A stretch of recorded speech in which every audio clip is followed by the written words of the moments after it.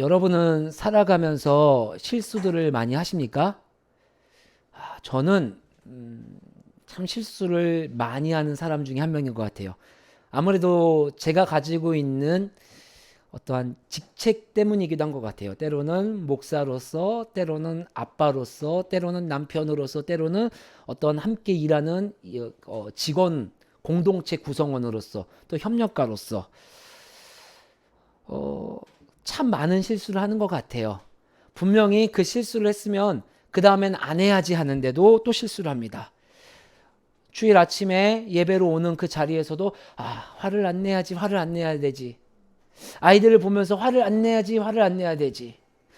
아내를 보면서 화를 안 내야지, 안 내야지 하는데 어느 순간 저도 모르게 제가 컨트롤하지 안 되는 그 분노가 막 이렇게 일어나더라고요. 그러면서 실수를 하고 나면요. 여러분은 어떠신가요? 저는 실수하고 1초 만에 내가 실수했다라는 걸 느낍니다.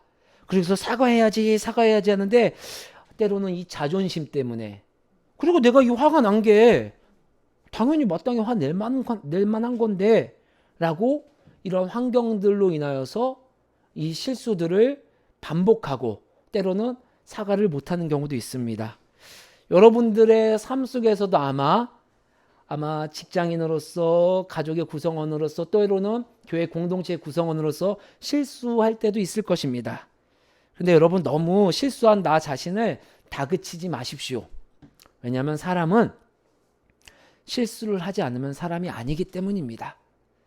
오늘 본문에 위대한 주님의 제자들이 나옵니다. 특별히 2절 말씀을 보면 예수님의 제자들 가운데서도 선별된 제자가 나옵니다. 베드로, 야고보, 요한. 그런데 이들도요, 앞서 제가 말씀드렸던 것처럼 실수투성인 사람들입니다. 오늘은 저와 함께 여러분 읽었던 이 본문의 말씀 가운데 우리 그리스도인으로서 신앙인으로서 예수님을 따르는 이로서 너무나도 흔하게 너무나도 잊어버리고 또 실수하고 잊어버리고 또 실수하는 실수들을 예수님이 선별한 12제자 가운데서 또 그 중에서도 선별하여 함께 변화산이라는 곳으로 올라가 하나님의 영광을 바라본 그 3명이 저지르는 실수를 통하여 우리에게 주님께서 이 실수의 실체에 대해서 보여주시고 그리고 이 실수에 대해서 우리가 깨닫기를 원하시고 또 이 실수를 범하되 이 실수를 다시는 저지르지 않고 살아가기를 소망하는 주의 말씀을 발견할 수가 있습니다. 오늘 이 본문 가운데 그리스도인으로서 범할 수 있는 2가지 실수를 우리가 발견할 수 있습니다. 첫 번째는요, 우리 그리스도인들이 제일 쉽게 범하는 실수는 안주하는 삶을 택한다라는 것입니다.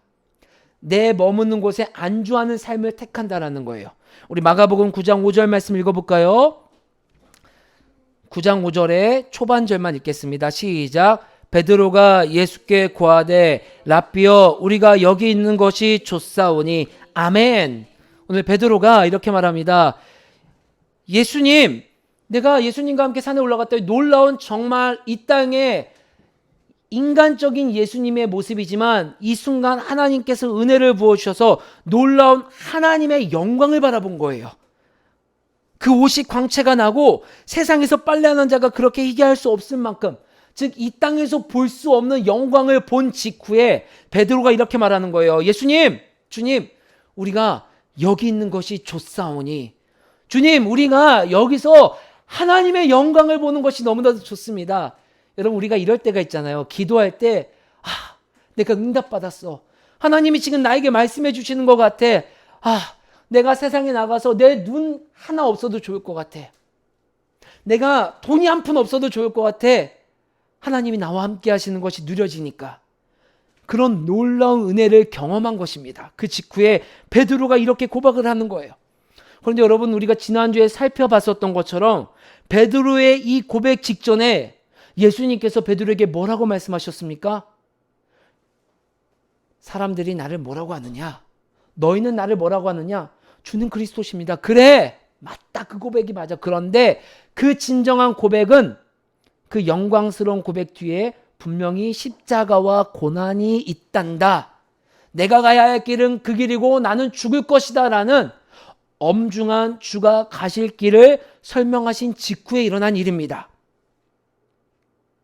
그러나 베드로는요, 놀라운 하나님의 영광, 하나님의 응답, 하나님의 그 교제에 함몰되어 주님께서 불러주시고 말씀하여 주신 그 부르심, 하나님의 영광 가운데 우리가 가야 하고 우리가 수반해야 되는 십자가의 그 길을 잊어버리고 있고 그 주님의 영광 가운데서 머무는 것이 좋사옵니다 라고 고백한 것이 오늘 이 베드로의 5절 말씀입니다. 여러분, 우리가 가지고 있는 이 신앙의 형태는요, 시대가 흐르면서 발전하게 됩니다. 예를 들어서 유럽에는요, 이 수도원이라는 신앙의 형태가 드러났었던 시절이 있습니다. 이 수도원의 형태가 드러난 데는요, 여러 이유가 있지만 그 중에 하나가 많은 신앙인들이 기독교가 국교화되면서 우리가 지켜야 될 신앙을 지키지 못하고 타협해야 되는 상황이 오게 된 거예요. 그래서 하나님을 향한 나의 신앙을 지켜야겠다. 그래서 도시에서 사막으로, 광야로, 산으로 떠나가서 그곳에서 단절된 채 내 신앙을 지키기 위해 시작한 것이 수도원입니다. 그것이 점점 확장되다 보니 수많은 사람들이 수도원 운동으로 일어나게 되었고, 많은 사람들이 몇몇으로 시작된 이 수도원 신앙의 형태를 따르게 되며 흔히 우리가 알고 있는 수도원의 모습들로 정착되게 된 것입니다. 너무나도 좋은 취지로 시작된 것입니다.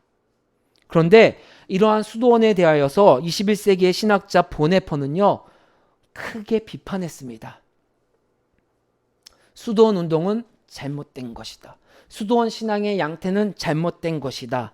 그 이유는 수많은 여러 가지 좋은 면이 있었음에도 불구하고 수도원 운동이 운동으로 종교적으로 점점 지나가다 보니 치명적인 단점을 드러냈기 때문입니다. 그것은 다른 것이 아니라 하나님이 지으신 창조세계, 즉 우리 그리스도인들 교회뿐만 아니라 저 세상도 하나님이 창조하였고 그곳에서도 우리가 제자로서 그리스도인으로서 나타나기 원하는 것이 하나님의 뜻이었지만 수도원 운동이 종교적으로 변하다 보니 세상은 외면하고 오로지 우리 공동체의 신앙만을 지키기 위하여 세상을 외면한 양태로 발전되었기 때문에 그 안에서만 그리스도를 따르는 모습으로 살아가려고 하고 있기 때문에 보네퍼는 수도원 운동을, 수도원 종교 양태를 비판하였다라는 것입니다. 보네퍼는 본인이 발견한 성경의 예수 그리스도를 따르는 제자들의 모습은 교회 안에서의 공동체 모습, 공동체 안에서뿐만 아니라 저 세상에서도 우리가 그리스도인으로서 하나님의 나라와 하나님의 영광을 드러내는 통로로 우리를 불러주셨는데 우리는 점점 그 모습을 잃어가는 모습을 회의감을 느껴 그동안 독일에 있었던 수많은 여러 고백교회들의 모습, 히틀러를 추종하고 히틀러가 지향하는 모습을 나의 종교 형태를 지키기 위해서 따라갔었던 그 여러 부족한 모습들을 신랄하게 비판하고 그는 이 땅에서 때로는 스파이, 때로는 혁명가의 모습으로서 이 땅에서 그리스도를 따르는 제자로서 삶을 마쳤다라는 것을 여러분들은 종종 저를 통해 들으셨을 것입니다. 하나님은요, 여러분 각자에게 주신 부르심이 있습니다. 근데 그 부르심은요, 나 혼자 하나님과의 깊은 관계 속에서 하나님의 영광을 바라보며 누리는 것으로 끝나지가 않습니다. 그것을 넘어서 그 힘을 통하여서 세상에 나아가서 빛과 소금의 역할로 우리를 불러주셨다는 것을 우리는 어느 순간 외면하게 됩니다. 그 역할 가운데는요, 개개인에게 주신 분명한 십자가, 져야 하지만 때로는 지고 싶지 않은 십자가, 그것들이 분명 우리에게 예비되어 있음을 성경은 말씀해 주시고 있습니다. 여러분, 그 십자가를 외면할 때, 여러분들이 감당해야 할 그 고난의 길을 때로는 외면할 때, 이것이 좋사오니 주님, 저는 이곳이 좋습니다. 그 십자가와 그 나에게 주신 그 고난의 길은 다음에 하고 싶습니다. 아니, 하나님이 우리를 구원해 주셨는데 무슨 고난이 있습니까? 하나님이 우리를 구원해 주셨는데 왜 이렇게 내가 고통스럽습니까? 라고 하고 나는 그 길은 가고 싶지 않습니다. 라고 고백하는 신앙은 오늘 본문의 말씀처럼 미성숙한 신앙이 되는 것입니다. 실수를 범하게 되는 것입니다. 제가 신학교 다닐 때 어렵게 학교를 다녔습니다. 학부 4년을 다니면서 4년간 일을 병행했기 때문입니다. 그때 소원이 정말 공부만 했으면 좋겠다. 하나님, 제가 이거 정말 공부만 했으면 좋겠습니다. 라고 고백하며 학부를 어렵게 졸업했던 기억이 있습니다. 아시는 것처럼 여러분, 저는 때로는 일을 병행하고 있는 목사입니다. 17년 전에 했던 이 고백이 최근에 제 입술을 통해서 똑같이 고백이 되어지더라고요. 목회만 했으면 좋겠다. 말씀만 보고 기도만 하고 신방만 나가고 신방 다니고 같이 이렇게 성경에 관련된 일만 했으면 좋겠다. 아침에도 차를 타고 오면서 아내에게 이런 얘기를 했어요. 여보, 나 일하는 게 너무 싫다. 일하는 게 너무 두렵다. 왜 나는 이런 길을 가야 되는 거지? 라고 좀 투정 아닌 투정을 요새 좀 많이 부리고 있습니다. 그런데 이 상황에 대해서요, 제가 하나님 앞에 침묵하고 묵상하고 기도하고 바라보지 않는다면요, 저는요 또 똑같은 실수를 범하더라고요. 왜 내가 왜 일을 하게 되었지?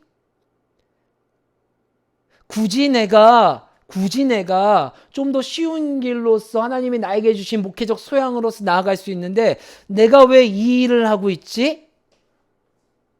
그 질문을 하지 않게 되더라고요. 그리고 일에 치이게 돼요. 너무 일하기 싫어. 너무 두려워. 이거 내가 또 어떻게 다시 시작해? 그런데 하나님 앞에 침묵하고 기도하고 묵상하게 되니 이런 질문을 저 스스로에게 하게 되더라고요. 내가 왜 이 일을 하게 됐지? 그러니까 이런 답을 저 스스로 내리게 되더라고요. 우리 교회에 주신 부르심, 나에게 주신 하나님이 부르심을 위해서 선택하고 하나님께서 이끌어 주시는 것이지. 그 생각을 하게 되면 또 이렇게 저 스스로 고백하게 됩니다. 이곳이 좋사오니가 아니라 주님, 제가 있어야 할 곳으로 가겠습니다. 그곳이 십자가가 있더라도, 그곳이 고난이 뒤따르더라도 주님, 제가 이곳이 좋사오니라고는 고백 넘어서 제가 그곳에서 발견되겠습니다.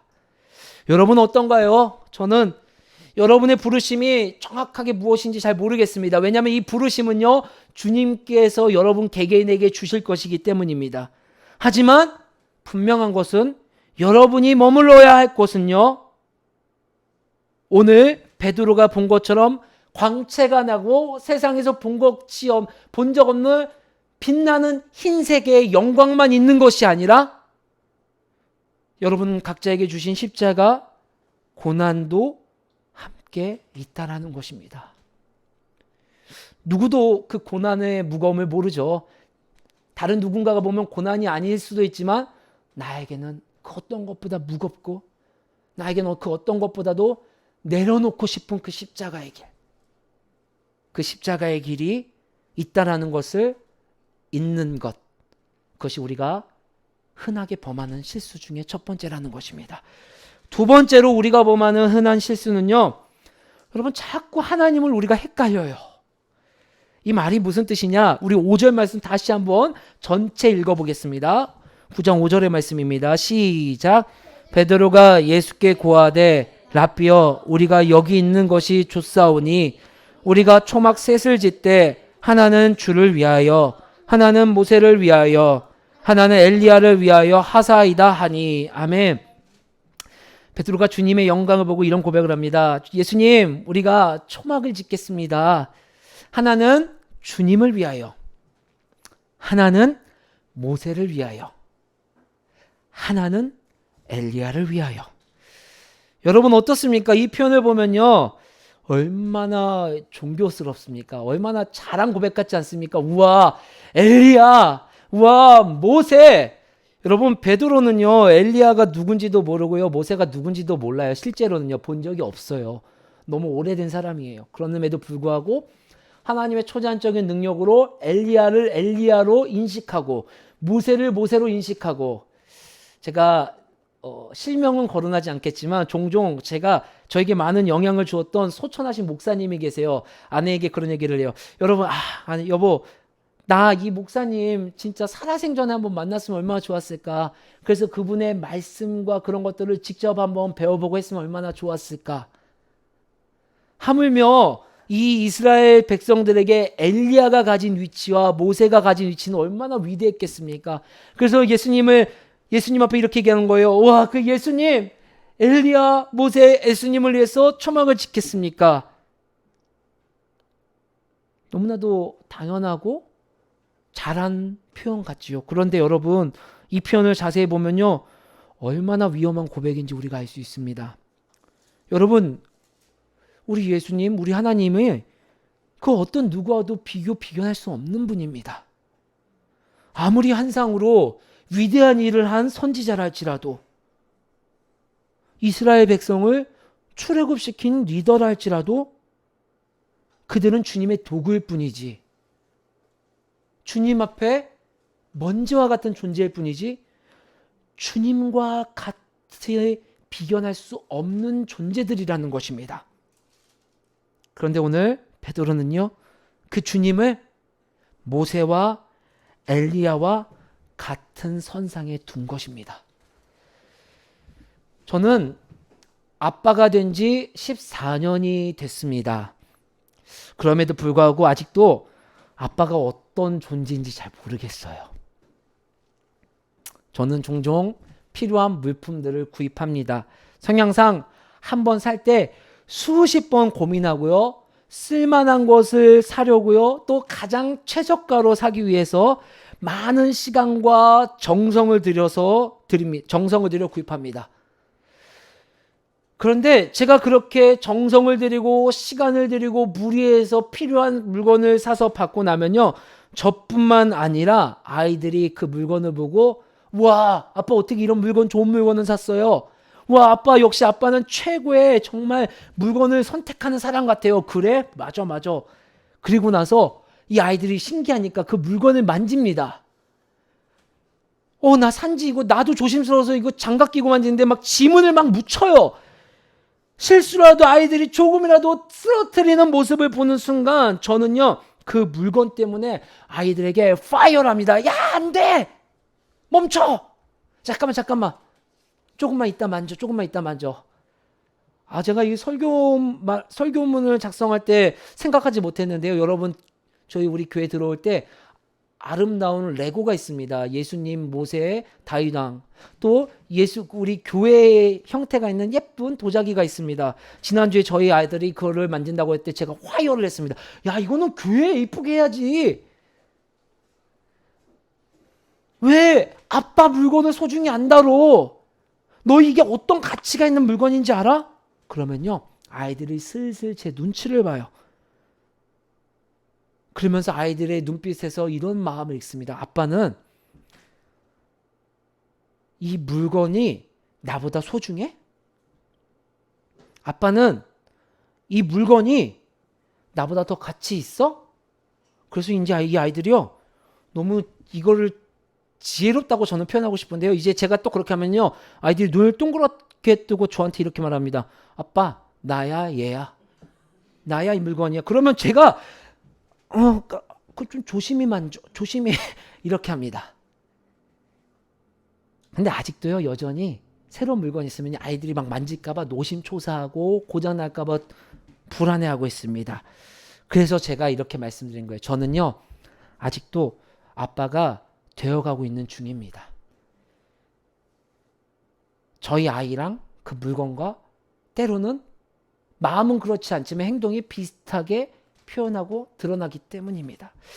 여러분, 예수님은요, 그 누구라도 비교할 수 없는 분입니다. 우리 하나님은요. 그런데 우리는요, 오늘 베드로의 실수처럼요, 그 예수님과 동등한 존재들을 너무나도 많이 만들고 저희가 동등한 존재들을 똑같이 여기기도 합니다. 때로는요, 모세와 엘리야의 자리에 내가 들어가기도 하고요, 가족이 될 수 있기도 하고요, 직장이 되기도 하고요, 자존심이 되기도 합니다.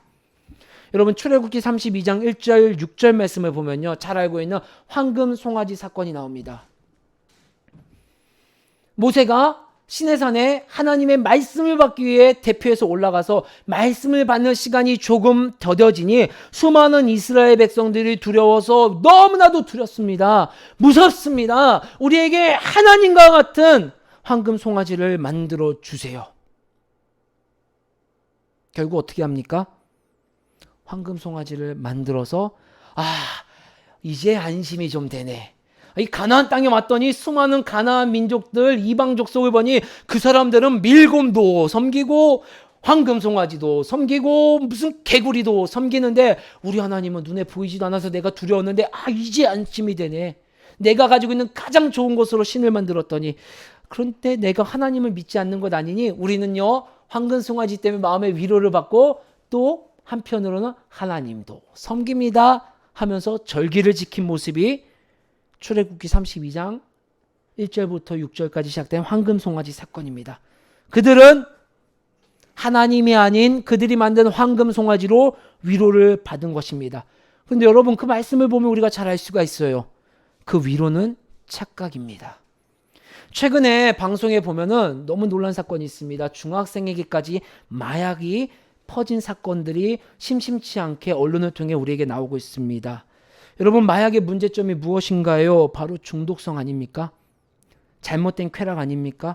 약을 먹고 순간은 큰 쾌락으로 현실을 도피하고 위로를 받는 것 같지만 실상은 진짜 마약이 주는 위로와 쾌락이 아니라 자신을 학대하는 것이 마약이 가진 문제점이라는 것을 우리는 잘 알고 있습니다. 저는 이 본문의 말씀을 묵상하면서 어떻게 해야 이런 실수를 넘어갈 수 있을까? 어떻게 해야 하나님을 동등되게 나 자신을, 내가 지향하는 바를, 내 목적을, 혹 제가 가지고 있는 어떤 우리 교회의 부르심, 목회적 철학이 오늘 주님과 관련되지 않는 것이 있을 수도 있습니다. 그렇기 때문에 우리 공동체가 중요한 거예요. 분별해야 된다는 거예요. 어떻게 해야 이런 실수를 벗어날 수 있을까요? 하나님, 어떻게 해야지 제가 이곳이 좋사옵니다가 아니라 주님께서 우리가 발견되길 원하는 곳에서 발견될 수 있을까요? 하나님 참 너무 좋으신 분인 것 같아요. 바로 뒤이어서 우리에게 이 실수를 극복하고 이겨낼 수 있는 은혜를 말씀해 주셨습니다. 우리 7절, 8절 말씀 읽어볼까요? 마가복음 9장 7절, 8절 말씀입니다. 시작. 마침 구름이 와서 그들을 덮으며 구름 속에 소리가 나되 이는 내 사랑하는 아들이니 너희는 그의 말을 들으라 하는지라. 문득 둘러보니 아무도 보이지 아니하고 수와 자기들 뿐이었더라. 아멘. 베드로와 함께하는 야고보와 요한 이 제자들에게 하나님의 음성이 그들에게 들려왔을 때 그제서야 그들 앞에 예수님을 온전히 바라볼 수 있는 모습으로 돌아오게 됐다는 것입니다. 모세와 엘리야 너무 위대하지요. 하지만 그 하나님의 음성을 들었을 때 더 이상 예수님 앞에 맡고 있는 모세와 엘리야는 저 먼 곳으로 사라지고 온전히 주님만 바라보게 되는, 인식을 하게 되는 것, 그것은 다름 아니라 하나님의 음성을 내가 들었을 때라는 것입니다. 사랑하는 길과 진리 교회 여러분, 하나님은 우리에게 말씀하고 있습니다. 혹시 지금 내가 그 말씀의 자리를 회피하고 있진 않나요? 우리가 하나님의 음성을 들을 수 있는 자리를 떠난다면 우리는 또 여전히 베드로가 했던 것처럼 주님, 저는 이곳이 좋습니다. 또 하나는 내 인생을 위하여, 하나는 우리 교회를 위하여, 하나는 우리 목회를 위하여 주님과 전혀 상관없이 예수님과 동등된 나의 야망과 나의 결핍과 내가 어떤 바라는 것들이 주님과 동등하게 놓을 수 있는 자리에서 또 우리가 발견될 수 있다는 것입니다. 우리는 이제 하나님의 음성을 듣는 자리로 나아가야 합니다. 여러분, 하나님의 음성을 듣기 위해 시간을 들여야 합니다. 물질의 11조만 드리는 것이 아니라 나의 시간도 어떠한 시간이요? 주님과 교제하며 주님의 음성을 사모하여 그 음성을 듣는 시간으로 나아갈 때 우리는 더 이상 그 실수의 자리에 서지 않고 혹 그 실수의 자리에서 내가 지금 있어야 될 자리는 이 자리가 아니구나. 다시 주님이 원하시는 그곳에서 발견될 수 있고 다시 주님을 원래 있는 위치로 놓을 수 있다라는 것입니다. 여러분 너무 죄송하지만 주일날 한번 나와서 하나님의 말씀 듣는 것으로 우리가 주의 음성을 듣고 실수의 자리에서 벗어나 주님과 독대하기는 너무 연약한 사람들입니다.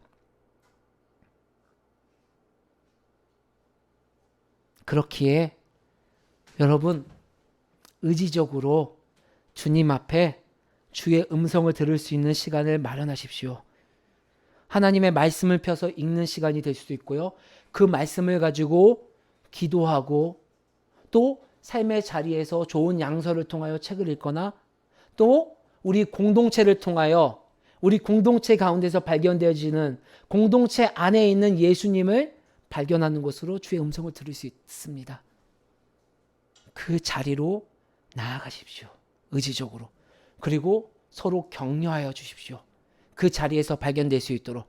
그런 자들에겐 실수의 자리가 아니라 그 자리는 더 이상 실수의 자리가 아니라 내가 성숙되어지고 성장되어지는 자리가 되게 될 것입니다.